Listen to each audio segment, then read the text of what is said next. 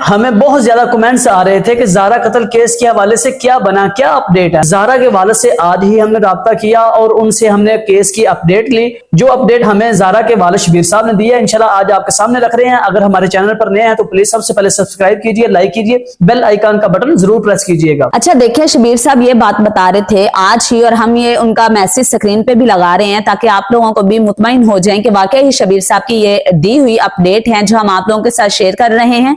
अब देखिए कि इन जालिमों का कुछ नहीं बना। सबसे पहले जो है ना वो केस था डस्का हाई जो जेल है ना, वहां पर अदालत, वहां पे जो भी है वहां इनका मामला था, वहां इनकी बात नहीं गली।